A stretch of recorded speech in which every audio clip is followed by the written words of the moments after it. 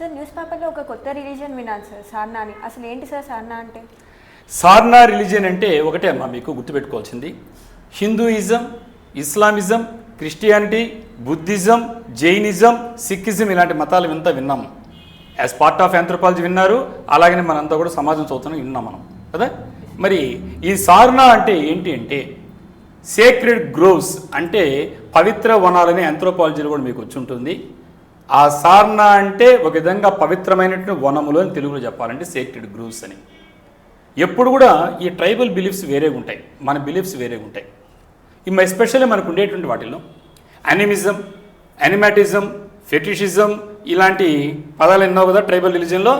మరి అక్కడ సార్నాయిజం రాలా, ఎందుకు వచ్చి రాలేదంటే ఇక్కడ మనం టేక్ ఫర్ ఎగ్జాంపుల్ మనకు ఉండేటువంటి ఆంధ్రప్రదేశ్లో ఉండేవాళ్ళు, ఇక్కడ ఉండే ట్రైబల్ పీపుల్ చాలామంది వెంకటేశ్వర స్వామి దగ్గరికి వెళ్తున్నారు. ఎందుకంటే ఇక్కడ మనం హిందూయిజాన్ని అడాప్ట్ చేసినట్టుగా వెళ్ళిపోయారు. అలాగనే చాలా మతాలు ఈ యొక్క బౌద్ధిజానికి కానీ, క్రిస్టియానిటీకి కానీ, ఇస్లామిక్ కానీ ఇలాంటి ప్రభావానికి గురైనాయి. అయితే కొన్ని ట్రైబల్ కమ్యూనిటీలు ఇవాళ కూడా వాళ్ళకి ముఖ్యంగా మనం ఎల్పి విద్యార్థి గారు వినుంటారు మీరు. ఎల్పి విద్యార్థి గారు ప్రఖ్యాతినటువంటి ఆంథ్రోపాలజిస్ట్ గారు.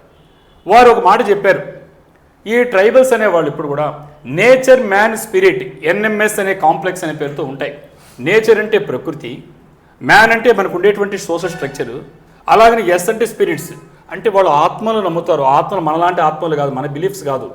ఎప్పుడు ఎలా ఉంటుందంటే జల్ అంటే వాటరు, జంగిల్ అంటే ఫారెస్ట్, అలాగనే జమీన్ అంటే భూమి, వీటి చుట్టే వాళ్ళ కాన్సెప్ట్స్ వాళ్ళ బిలీఫ్స్ ఉన్నాయి. ఇప్పుడు ఈ సార్నాయిజం అనేది ఎందుకు వార్తల్లోకి వచ్చిందంటే ఇటీవల జార్ఖండ్ అసెంబ్లీ ఒక తీర్మానం చేసింది 2022లో కూడా. దేనికో తెలుసు కదా, తెలీదా? రైట్. ఎందుకు చేసిందంటే ఇక్కడ మనకు సెన్సస్ జరుగుతుంది 2021లో, మరి డిలేడ్ అయింది. సో దాంట్లో ఉండే వాటిల్లో సెన్సస్ సర్వే చేసినప్పుడు నువ్వు ఏ మతానికి చెందినవాడు అంటావు, హిందూయిజమా లేదంటే ఇస్లామా లేదా క్రిస్టియనా, ఇలా ఈ 6 మతాలకు సంబంధించిన దాంట్లో వాళ్ళు ఇంక్లూడ్ చేస్తున్నారు. మరి ఈ వీళ్ళు ఏం చేస్తున్నారంటే మేమెందుకు వేరే మతాన్ని ఇంక్లూడ్ కావాలి, అదర్స్ అనే కాలంలో ఉంది. అందువల్ల దానికి జరిగే నష్టాలు ఏంటంటే మా కల్చరల్ ఐడెంటిటీ, మాకుండేటువంటి తరతరాలుగా వస్తున్నటువంటి సాంస్కృతిక ఔన్నత్యాన్ని కోల్పోతున్నాం. అలాగనే మాకు రావాల్సినటువంటి ఈ సెన్సస్ యొక్క నంబర్ ఆధారంగానే మాకు వచ్చే వెల్ఫేర్ స్కీమ్స్, ఆ ఫండింగ్ షేరింగ్ వస్తుంది, దాన్ని కోల్పోతున్నాం. కానీ మా ఉనికిని కోల్పోయేటువంటి పరిస్థితి కలిపినాం. ఎందుకంటే ఎస్పెషల్లీ జార్ఖండ్ కానీ, ఛత్తీస్గఢ్ కానీ, వెస్ట్ బెంగాల్ కానీ, బీహార్ కానీ, ఒరిస్సా కానీ ఈ 5 రాష్ట్రాల్లో ఇప్పుడు చెప్పేటువంటి సార్నాయిజం అంటే వీళ్ళు ఉండేటువంటి అడవుల్ని, అక్కడ ఉండే ఫారెస్ట్ని, ముఖ్యంగా వాటి చుట్టే వాళ్ళు బిలీఫ్స్ ఉన్నాయి. అందుకే ఎన్ఎంఎస్ కాంప్లెక్స్ చెప్పారు ఎల్పి విద్యార్థి గారు, నీకు మాలేరియా కమ్యూనిటీని నీ పెద్ద పెద్ద భవనాలు గడిచిన వెళ్ళరు వాళ్ళు, ఎందుకంటే అక్కడే ఉంటారు, వాళ్ళ నమ్మకాలు అక్కడే ఉన్నాయి. అందువల్ల ఇది డెవలప్మెంట్ ప్లాన్స్లో, ప్లానింగ్లో కూడా చాలా ఇంపార్టెంట్. అందుకే వాళ్ళు ఏమన్నారంటే they are demanding for a special code, that is religious code అంటాం దాన్ని. ప్రత్యేకమైన మతపరమైన కోడ్ కావాలి, దాన్ని సార్నాయిజం అని పేరుతో పెట్టండి. మేము హిందూయిజం కావు, మేము ఐడల్ వర్షిప్ లేదు, మా క్యాస్టిజం లేదు, కాబట్టి మేము వేరే మతాల కింద గుర్తించడానికి ఇష్టపడము. మీరు అదర్స్ అనే పేరుతో పెట్టి 5 మిలియన్ చూపించారు, అంటే 5 మిలియన్స్ అంటే 50 లక్షలు దాదాపు ఉన్నాము. మరి 50 లక్షల సంఖ్య ఉండేవాళ్ళు మీరు అదర్స్ కింద కేటగిరిస్తే మాకు రావాల్సిన బెనిఫిట్స్ పోతాయని వాళ్ళు చేయడం జరిగారు. అయితే ఇక్కడ సమస్య ఏంటంటే ఆర్టికల్ 25 పాలిటీలో చదువుంటాను. ఆర్టికల్ 25 ఏం చెప్తుంది నీకు? Yes, religious freedom. ఆ ఫ్రీడమ్ని కోల్పోతున్నారు వీళ్ళు. అందుకే సుప్రీంకోర్టు దాకా కూడా వెళుతుంది ఇష్యూ.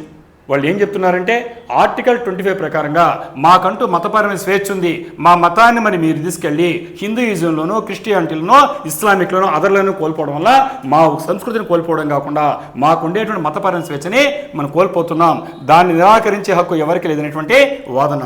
అంటే ఇక్కడ నీకు మతపరమైనటువంటిది, ఇక హక్కుల ఉల్లంఘన, కాన్స్టిట్యూషనల్ సేఫ్ గార్డ్స్, అన్నిటికంటే ఈ ఫారెస్ట్ని సంరక్షించుకోవాలంటే దీంట్లో ఇప్పుడే చెప్పాను వీళ్ళలాగా ఎవరైనా సంరక్షణ చూడండి. ఇక్కడ చూడండి ఒకసారి, ఇక్కడ చూసినట్లయితే నీకు క్లియర్గా ఈ ఫారెస్ట్లో నేచర్ ఎన్ని పవిత్ర వనాలు అంటాం, అక్కడికి ఎవరు వెళ్ళరు, అక్కడ స్పిరిట్స్ నమ్ముతున్నారు. కాంతారా ఇటీవల చూసిన సినిమా కూడా ఇలాంటి కాన్సెప్టే చూడండి. అందుకే ఉద్యమాలు చేస్తున్నాయి. మాకు కానీ రిలీజియస్ కోడ్ కానీ సపరేట్గా ఇవ్వకపోతే మేము ఓటింగ్లో పాల్గొనే హెచ్చరిక కూడా ఇస్తున్నారు 2027లో. కాబట్టి ఎంత పెద్ద ఉద్యమం దారితీస్తుందో. కాబట్టి ఇలాంటి పరిస్థితుల్లో మనం ఏంటంటే ఇవాళ మనకి ఈ ప్రకృతిని కాపాడుకోవాల్సినటువంటి బాధ్యత అందరిపైన ఉంది. ముఖ్యంగా వాళ్ళ ఆదివాసీలు ఎవరైతే ఉన్నారో, ఈ గిరిజనులు ఎవరైతే ఉన్నారో వాళ్ళ పట్ల అందరూ కూడా ఓట్ బ్యాంక్ పాలిటిక్స్ కోసం వాళ్ళైతే మానవ హక్కుల ఉల్లంఘన జరుగుతుంది. కాబట్టి మనమంతా కూడా సపోర్ట్ చేస్తున్నాం.